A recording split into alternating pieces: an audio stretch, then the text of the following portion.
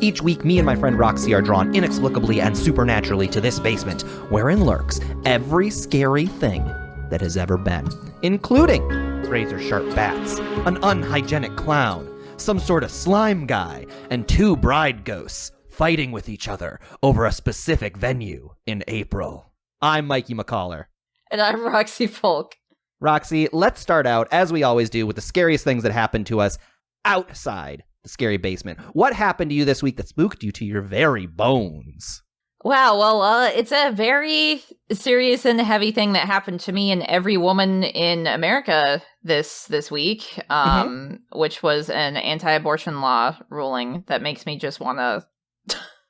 I don't even know how to handle it, Mikey. It's been a rough week seeing a nightmare scenario that shouldn't be possible about women getting their rights taken away actually happen. I wish I was in a horror movie being hunted by a slasher villain instead. No, that's the scariest thing for me too. Good. Supreme Court. Yeah. Turns out it's a thing for men too, guys. Yeah. The Supreme Court is overturning Roe v. Wade, the landmark decision, which guarantees that abortion is legal throughout the United States. Fucking disaster. It's really upsetting. Yeah, it's a human rights thing, not just women. Because, hey, guess what? Women are human too. So yeah, turns out. I will say the thing that has made me feel a little better in the last couple of days is I did sign up to be an abortion escort. You know, somebody who, when women are going in to get abortions, you kind of go and, you know, guide them in because there's a lot of times protesters. So you kind of physically put your body in between the protesters and the women and kind of like act as a human shield against them and that kind of vitriol. So that was something that kind of I felt like I could do that was tangible, that felt like, okay, I'm not just sitting here quivering. I am taking some action and getting out and doing stuff. That's awesome. I didn't even know that was a thing that you could do. So that's wonderful. And I'm glad to hear something positive with everything else going on. So hell yeah. Yeah. Real quick, Mikey. it is LA 4 choice. That's LA numerical 4 choice.org that you can go to if you're in the Los Angeles area. I don't know who is. But yeah, I'm sure you can find other places that need abortion escorts wherever you are. If you Google it, it feels like a good, I hope there's tangible more spot. Equivalents. Yeah. Yeah, it would be cool if there was like a...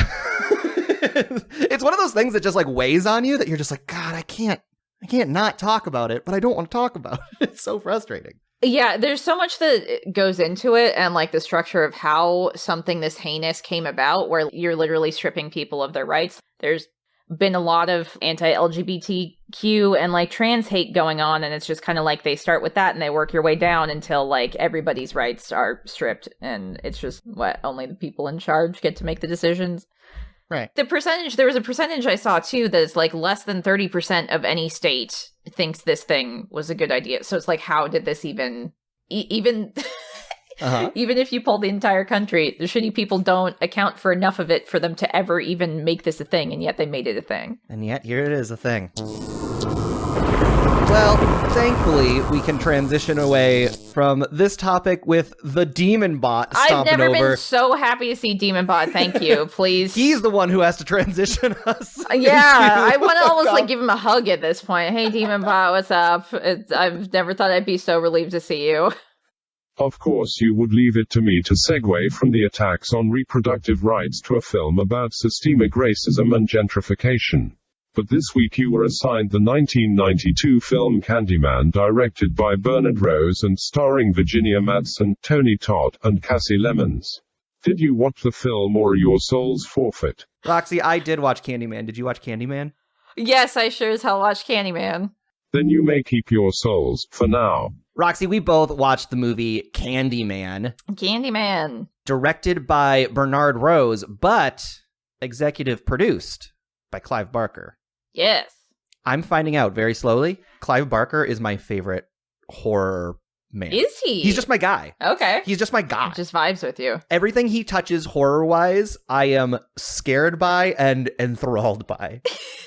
Makes sense. So what do you say for anybody listening up at the scary basement door? Let's give them a quick plot recap of the film Candyman. All right, let's do it. We open on a city before moving on to a wide shot of bees. Just like a lot of bees. An ominous voice then asks, What good is blood if not for shedding? Then promising to rip me, from groin to gullet. We then see a little Candyman vignette wherein a babysitter invites over a bad boy and says, Candyman, into the mirror 5 times, causing who else? The Candyman to appear. This story, we then find out, is being told by a freshman to Helen, who is a grad student doing her thesis on how residents of Cabrini Green in the Chicago projects blame the Candyman for all the horrific crimes that occur in their neighborhood. Helen then learns, notably from a black woman, about a woman named Ruthie Jean who was murdered by the Candyman.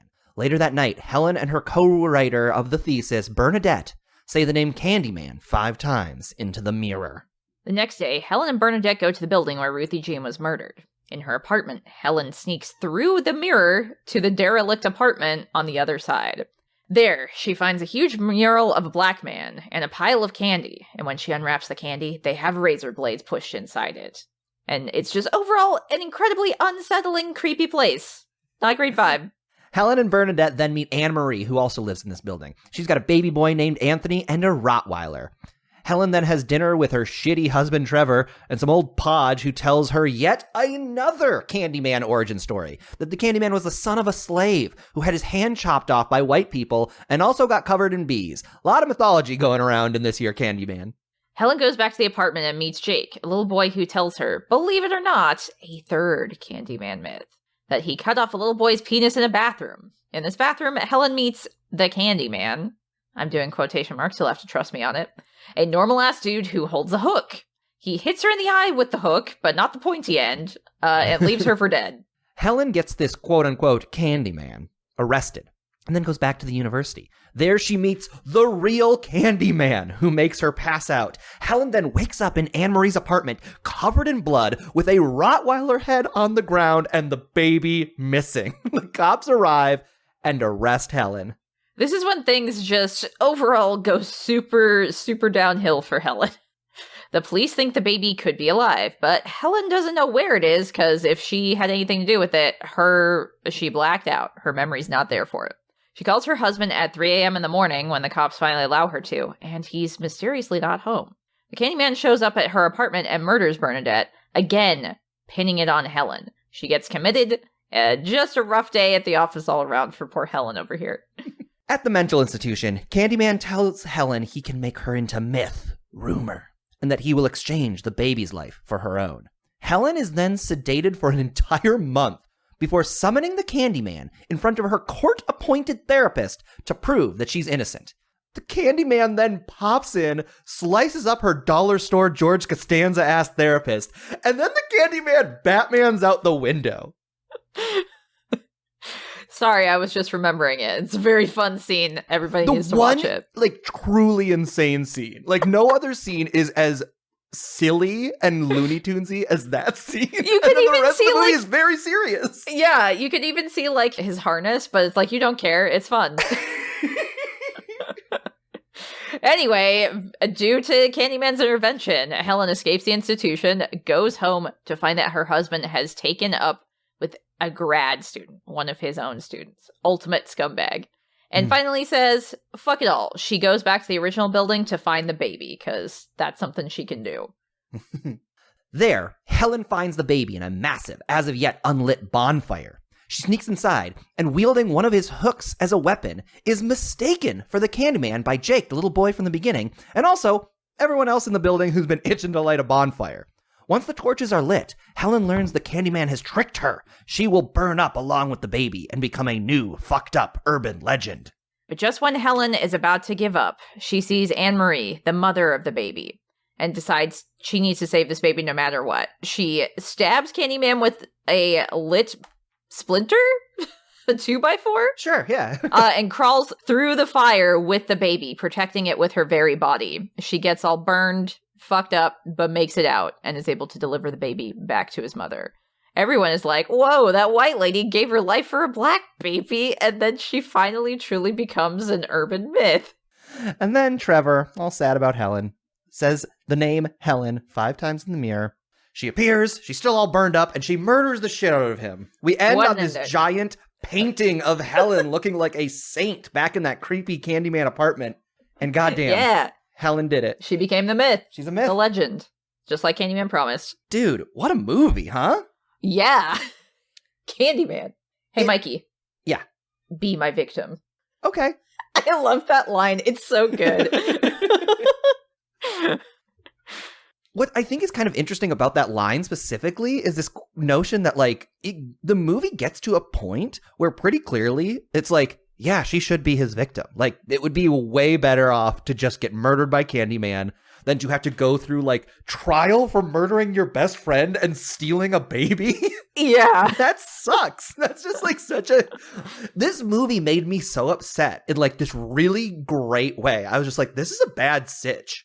They grind Helen down till she has, like, nothing. Like, just when you think it's bad enough, it gets worse and worse and worse. And it happens very fast. It's not like the inciting incident of this movie isn't like Helen is framed for a murder. It's like a long, like, she's kind of in control. She's, like, pursuing her leads about these urban legends. And she's just like, you know, she has this, like, scary moment with the fake Candyman, but she, like, comes through. And then all of a sudden, very quickly, the movie is, like, just destroying her. Yeah. Well, I think partially it also mirrors Candyman's backstory himself, where he's someone who was murdered unjustly.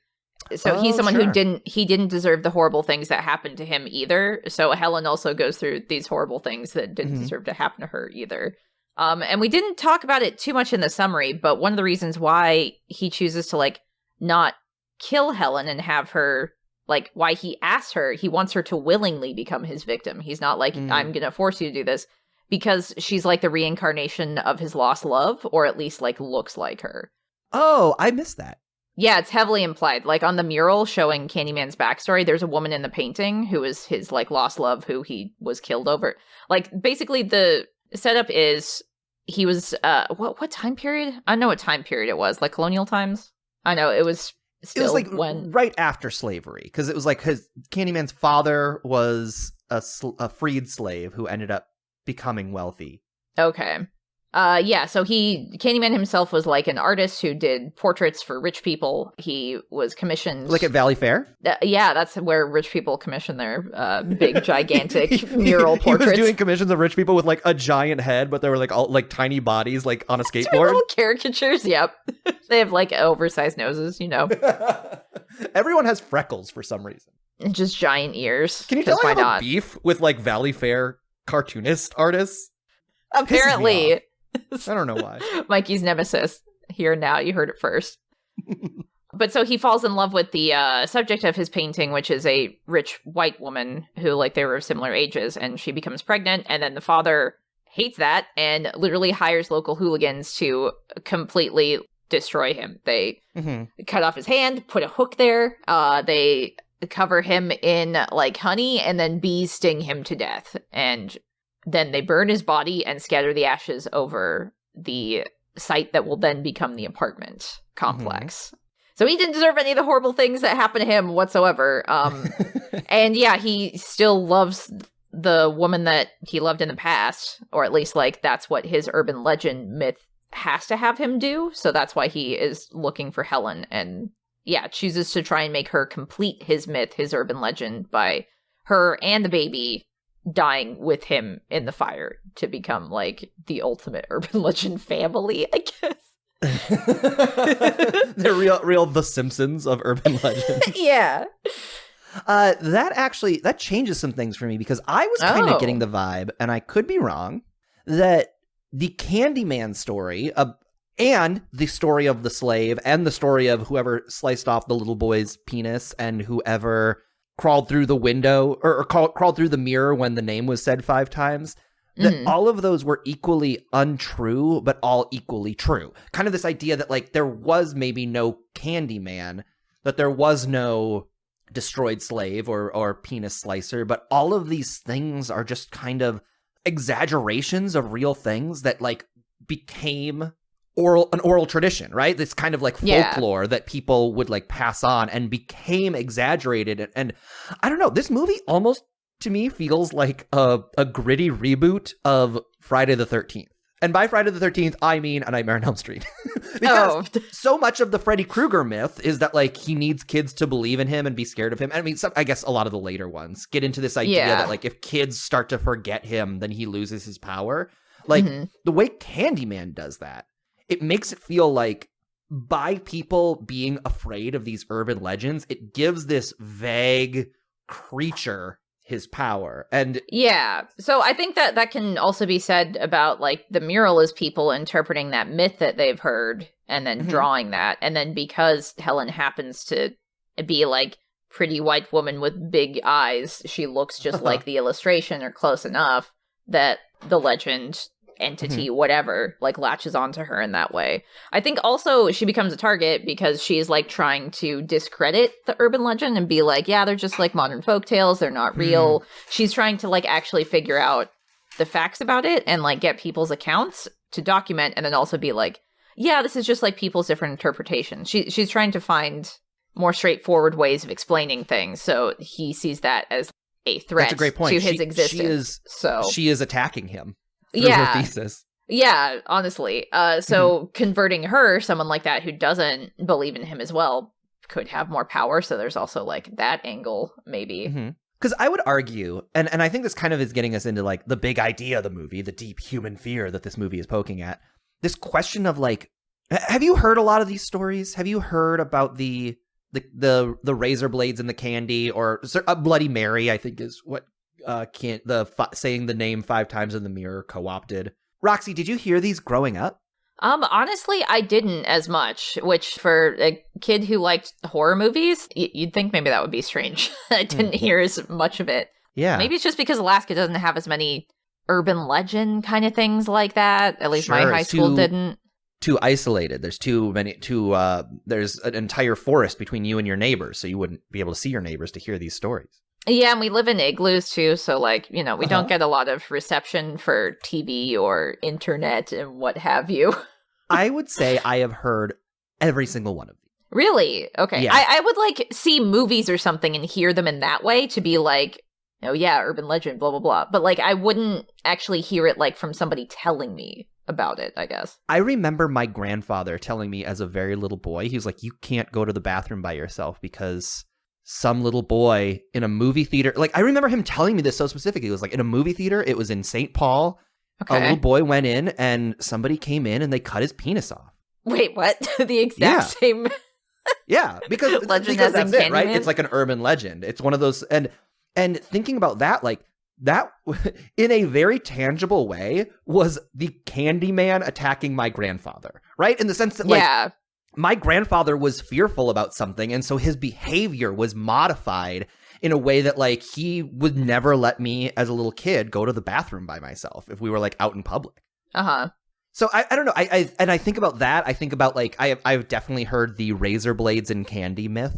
That, like, you got to check your kids' Halloween candy, because if there's razor blades and then you just bite into it, then they fucking slice up their mouth.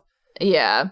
That is like fear getting into us. It's the same thing I always say, like, this is maybe a little off the beaten path, but, like, I always think about, like, Santa Claus and this question of, like, we know Santa Claus isn't real, but by telling children to behave or else they won't get presents from Santa Claus, that idea becomes tangible because those real life kids are changing their behavior in a way that affects their real life. So in that sense, it could be argued that Santa Claus is real. It could be argued that the Candyman really did freak out my grandfather enough to, like, open up all my Snickers before I ate them on Halloween.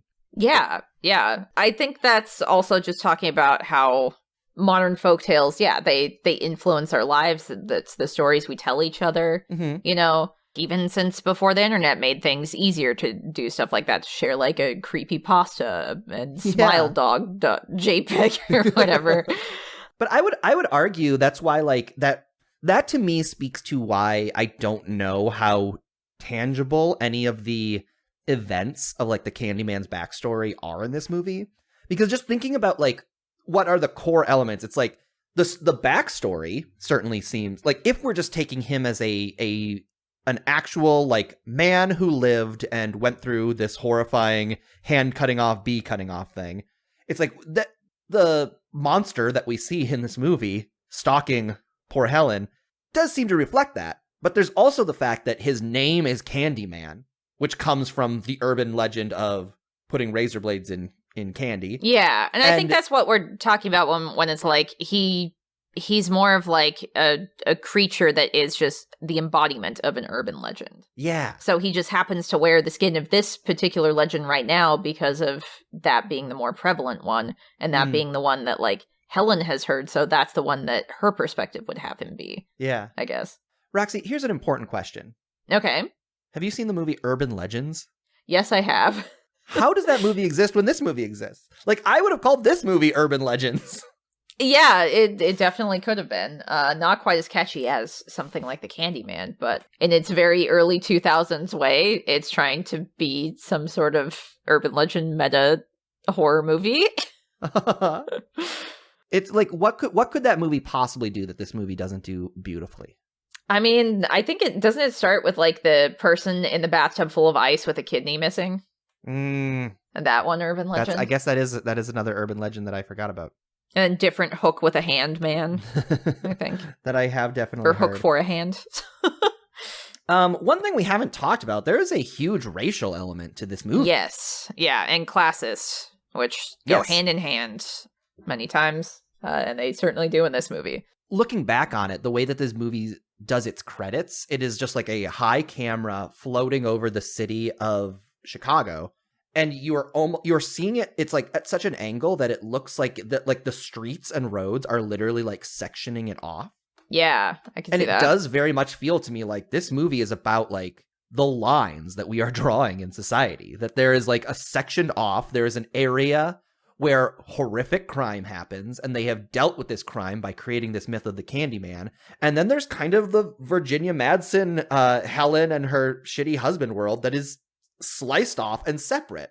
And very early on, she pieces together, she's like, oh, my building is designed the exact same as this building that Ruthie Jean was killed in. And she's like, oh, they just put plaster up over it. It feels like there is kind of this... Yeah, they put plaster up over it, charge twice as much, and it's in a location where they can charge more for it. Right. And have white people live there instead. Yeah. So it's like, there's kind of this interesting question of like, we're all kind of in this, we're all ultimately the same, but we have put up these artificial dividers between us.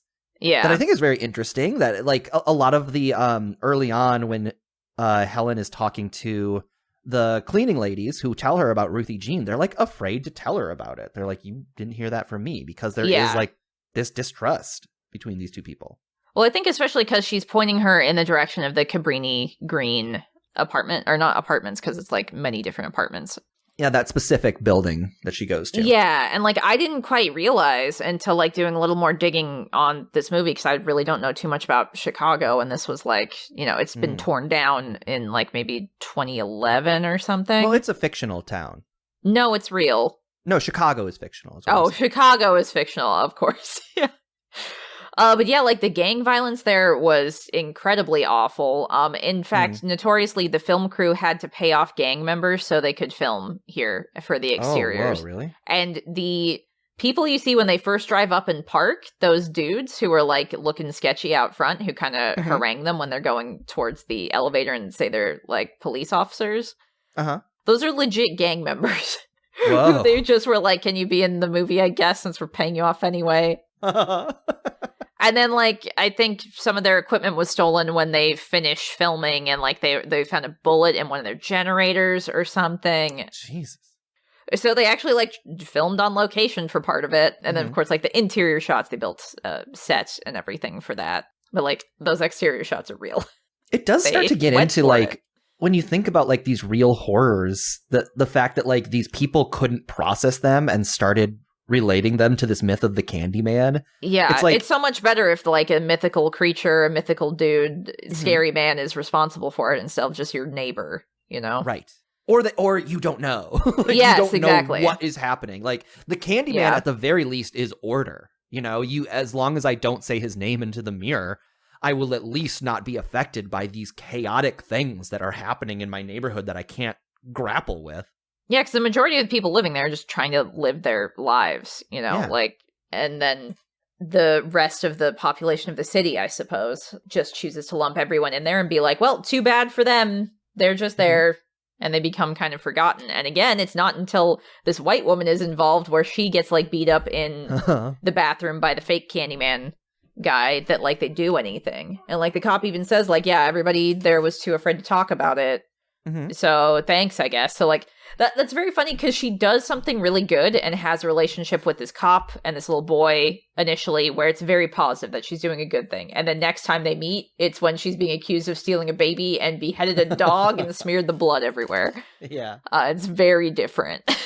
there is, I would say there is some, I don't know if this is like an intentional, like, you know, again, we think a lot about these horror movies about like the morality of them. A lot of times people get killed or go through these traumatic things, you know, in the 80s because they were having sex. Like the movie has like its point of view. And if you break that code of morality, then you get killed and you've kind of earned it. It does feel like there's a little bit of something about Helen kind of brazenly trampling on these people's individual lives when she first goes to the neighborhood. She's there with Bernadette and Bernadette's like, don't go in there, don't knock, don't do this. And she's like, no, I'm just gonna do it. Like it's very like the way white people are. They're just like, no, it's fine, I'll be fine, don't worry about it. And it's like, well, I mean, these people have lived with it, they know what's going on, they know their lives better than you know their lives, so don't do that. Maybe don't. And also the fact that Bernadette is also a woman of color, so she's not a white woman, so she's like, right, she knows. What the fuck are you doing? And she also knows that if she became a victim of whatever they encounter there, that the police wouldn't give a shit about that either. Yeah. Which is really unfortunate. And I think the actress who plays Helen originally auditioned to play the best friend role instead. There's like some crazy casting things that happened in this movie, actually. Wild. And so they were like, no, we want the best friend to be a woman of color. And actually our first choice for Helen dropped out. So can you be Helen? And then she did like an absolute wonderful job, and I can't imagine anybody else doing that role. Oh yeah, she's great. Similarly with Candyman himself, do you know who their first pick was, Mikey? Was it you, Roxy? Yes, it was me. That's a big twist. When I was like a baby. Roxy, I love you so much. There would be no worse choice. Not only are you a baby, you are a white lady. Yeah, it would be a very different type of story. Of what they're looking for in this part. No, who did they want to be Candyman? Eddie Murphy. Eddie Murphy was their first choice, which is like, are you making a comedy movie? Especially like in 92? What? And I'm so glad he didn't. Well, I think when they wanted Eddie Murphy, they were going to have him play every character, like in The Nutty Professor, Meet the Clumps kind of a vibe. He was going to play Helen and Trevor and the therapist, just in different makeup. Well, I'm so glad they went with Tony Todd instead because he is great. He does such a good job. Seeing like stuff that he said about it too, he kind of wanted to create his own sort of Phantom of the Opera type of character. Sure. Yeah, this Phantom where he's like kind of deeply romantic and like alluring and kind of what's the word I'm looking for? Suave isn't exactly the right word. I will say I guess he's seductive. Seductive would be better. Yeah. Yeah. As opposed to, you know, like a Freddy or something that is just like, you know, he's gonna carve you up and he got a freaky burned face. He has a totally different vibe that is great. And like, I think part of the backstory of Candyman he even helped come up with, essentially, for one of the urban legend myths, which I didn't even realize until recently. Like looking up and doing some digging, which is very cool. He has a little bit of a Hannibal Lecter quality to him. Yes, yeah. He's smarter than everybody in the room. He is wildly in control. He is just like manipulating the pieces on the board. Manipulative. And I would say the way I would describe it, I had a screenwriting teacher in college who told us that all the best villains have an operatic quality to us. Yeah, so much fun. It does feel like he delivers a lot of insane monologues in this, and he sells the shit out of them, this Tony Todd. He is so like it's inherently uninteresting information because it's just like thematic. It's just like, yes, come be my myth, be my rumor. It's like, what are you talking about? But like, I just want to watch him deliver these monologues for hours. I could which is watch exactly that. what you want in your good Shakespearean actors. For real. Roxy. Mikey. Do you have a question for me? Yes, I do. So, Mikey, we watched a movie where you take on the risk of Candyman all on your own by saying his name 5 times in the mirror if you are feeling tough enough. So my question to you, Mikey, is would you say Candyman's name 5 times in a mirror on a dare? I dare you. Would you do it? Roxy? Mikey? I've never done it before. I remember specifically being at a sleepover and we were doing Bloody Mary and some kid I did too. went into the bathroom and said he did it and said he saw a lady with a... He said he saw a bloody lady with a knife and then he left. He just left the entire sleepover, went out the door. I remember him kind of like, he wasn't like screaming or anything. He was just like, I saw it. Like, and which made me think he was lying. But I could never do it. I could never like be brave enough to do it. Yeah, well, I mean, that's what happens in every horror movie, right? The main character's like, this isn't real, and then they do it, and then they die. I wouldn't chance it. Did you say it? I did say Bloody Mary as a kid, though. I did, yes. What happened? I remember doing that as a child. I haven't died yet, so either she's taken a really long time to get to me, or she just doesn't have reception up in Alaska, so I'm probably fine. Like I said, Roxy, we don't have great reception up there, so. You've got great reception now. What do you say we say Candyman into a mirror right now? I'm not going to do it, but if you want to, Mikey, that's up to you. Okay. Here's a mirror. All right, here we go. I'm okay. looking in the mirror. All right. He's doing it. Candyman. 2. Candyman. 3. Candyman. 4. And they do this every time in the movie. They're like, yeah. Oh, you're going to do it. Oh. Candyman. 5. Okay. All right, Mikey, you're going to have to keep us up to date. I thought for sure. Just the fact that I know the Candyman is lurking somewhere in the scary basement makes me confident that should have summoned him. Well, I think when you go home at night and look in your bathroom mirror, that's when he'll get you. He loves that portal most of all. So. He's a stealth Candyman. Roxy, on a scale from 1 to 9, because the number 10 does not exist in the scary basement, how likely would you say the events of Candyman are to happen in real life? So I said 9 out of 9. Gentrification and racism and exploitation of the poor and people of color and people looking for an explanation that can try and make more sense out of their lives by leaning on an urban legend. Yeah, I'm pretty sure that happens every day in this country, if not multiple times every day. So Absolutely. That's my answer. What about you? I not only agree, I also gave it a 9 for a different reason entirely. Oh, which is? All of these rumors. The razor blades and the candy, the little boy with no penis, the slave getting murdered by white people. All of these things, we've said these rumors enough. And Roxy, where there's smoke, there's fire. All right? All of these things have definitely happened. Okay.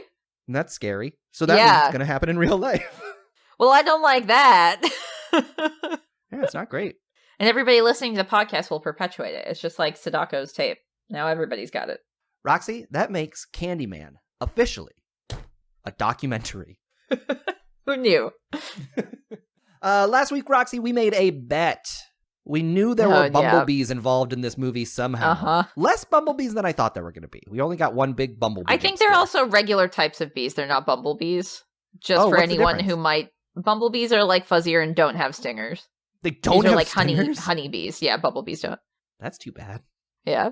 But just so if anyone's going to come for us on Twitter to be like, excuse me, you actually made a mistake about bumblebees versus honeybees. Yeah, if the 9th grade physical science Twitter wants to come after us, like, all right, you're right. We listen. Bumblebees is a much funner word to say, and I'm going to continue to say it. They're very cute. They bumble around. They're big and fluffy. We made a bet as to when the first bumblebee would appear. What would the timestamp of the movie be? I said 10 minutes. What did you say, Roxy? I said 25 minutes. I feel like we either talked about this on the podcast or right afterwards, where we were like, if they might be a bunch of bumblebees in like the opening credits. Yeah. Boy, were there. 2 minutes, 4 seconds in, we get a nice long Candyman monologue about ripping somebody from groin to gullet, and then we smash cut to a wall of bees at 2:04. Wall of bees. So that's going to be me. The total bet score is now Roxy, 19 points. Mikey, 19 points. Ooh. Todd, 1. And damn, okay. Something happens at 30. Something. We don't know what. Nobody knows what. We should probably be looking for more traces of the before people at some point. when we get a free minute and we're not being chased by ghouls. It's not the worst idea. We could learn a lot about the scary basement and maybe how to escape if we were to learn more from the before people. And we love finding notes in video games. Let's do it in real life, Mikey. That is my great joy in any of the survival horror-y Resident Evil, Silent Hill games that we both play. When you find a note, yeah, I want to get some lore. Hell yeah. I want to download a little lore here. Roxy, there is a bizarre new addition to the scary basement. I was wondering about that because I haven't seen it before, but then again, I was like, I also don't memorize everything down here, so this could have been here this whole time, and I didn't know. All right, Roxy, we are going to open up the interview tomb. Wait, is that big tomb in the corner? I've been wondering about that. It is. When the interview tomb is opened, someone relevant to the movie that we just watched will be inexplicably and supernaturally drawn to the scary basement just like us. And there, we get to interview them. Let's see who the quote-unquote lucky soul will be.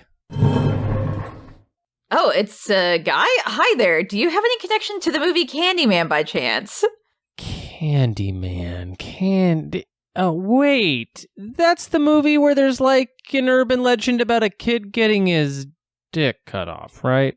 The very same.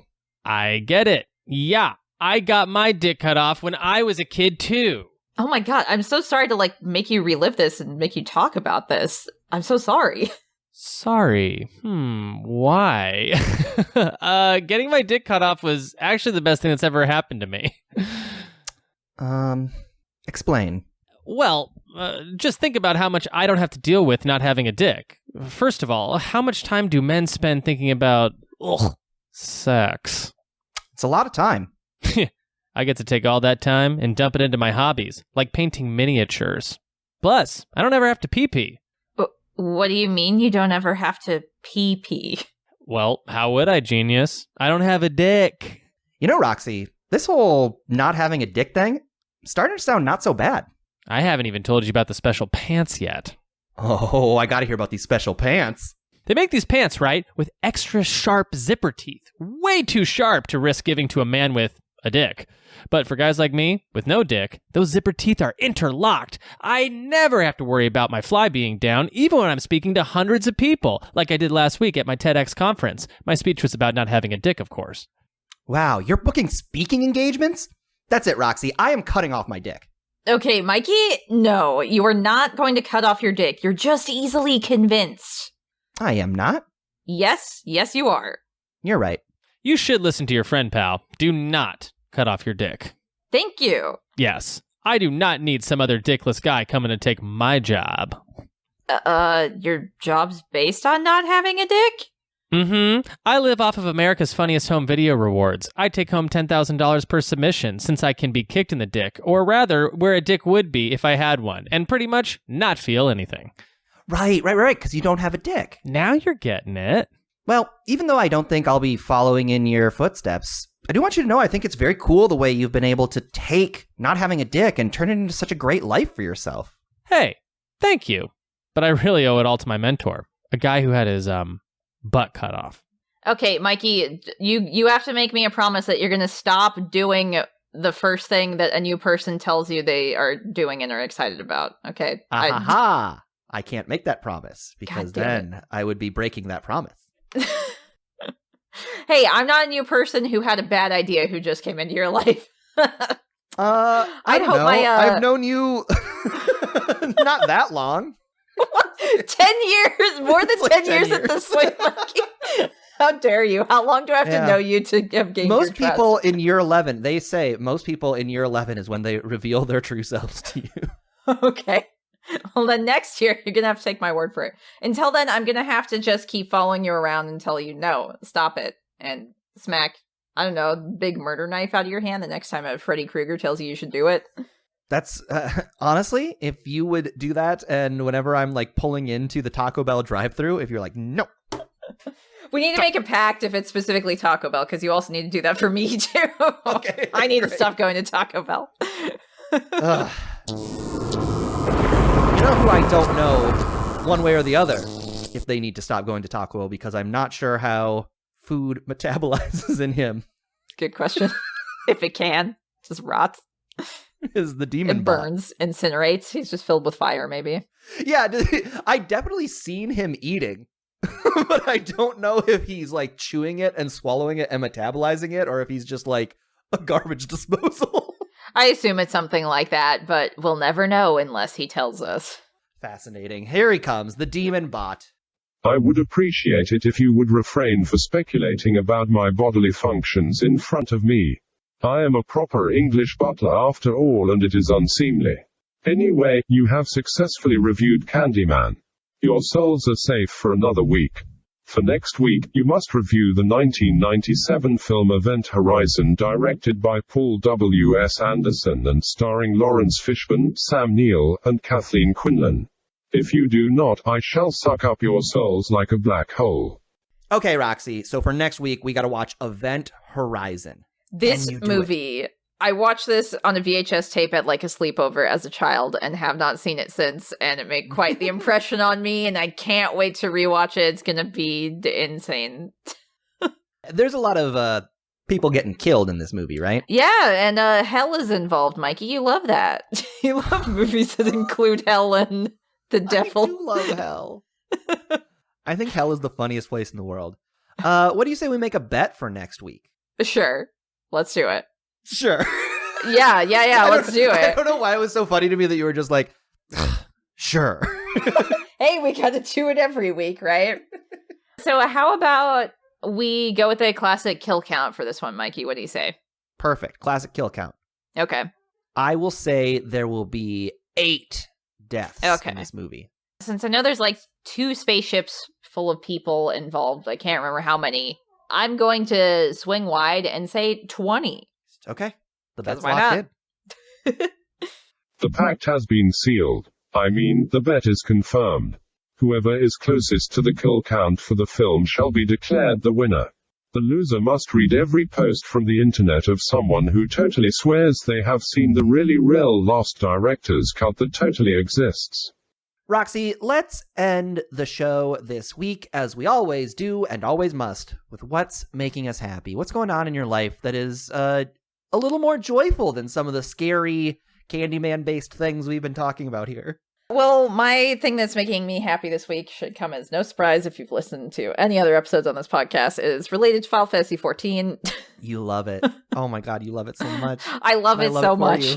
So they released this really hard challenge, which I am so far away from even being able to do.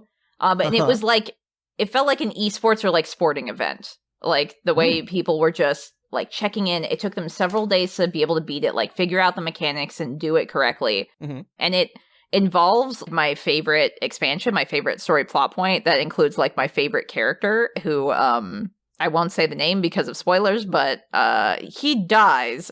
And another character dies. And this version of the tale, it's essentially a bard recounting your exploits to kind of like beef them up and make you sound cooler. So it's like a what if scenario. It's not canon, but this fight lets you save characters who die and give you an alternate ending of like what could have been. And so I both love it and hate it, because I love it how they're like, oh yeah, these characters you care about, they're still relevant. We still care about them too. And maybe you can save them. And then they're also like, but no, you actually can't save them for real. It's not canon. They're still fucking dead. And also you can only access it if you're like super good at the game and have been super up to date and have a crew who you can roll with who knows what they're doing. So you haven't played it yet? No, I have not, because I am not max level, so I can't even attempt it, let alone having like a crew full of people who would roll with me so we could figure it out. Roxy, I think that's going to be really therapeutic for you to go and process the death of this character you loved so much and go ahead and let yourself imagine what could have been. I think it's going to be really nice. I hope so. We'll see if I ever get there. What about you, Mikey? What's been making you happy this week? Roxy, the thing that's making me happy this week is one of the weirdest little internet finds I've stumbled across in a long time. Oh, I'm excited. It is a subreddit. Okay. Entitled r/WiiU. So it is the Nintendo Wii U subreddit, right? The Nintendo Wii U was a video game console that came out in like 2013 and was bad. Like everybody hated it. It notoriously flopped. It was not great. they had like 4 games that people liked. Our WiiU is a bunch of people who are asking inane questions about the Wii U, but they're so sincere. There's like a lot of questions that are just like, how do I plug this in? What? Okay. Like, how do you guys keep your Wii U from getting too scratched? And then the one I like the most whenever I see them is just like a post that's just like, what do you guys think of my Wii U collection? And it's like an incomplete console and then like 4 games that are bad. It's just like, I don't think anything. I don't know. Like, I don't think about the Wii U. I have one and I have owned many of them. Like, I've owned 2 of them in my life.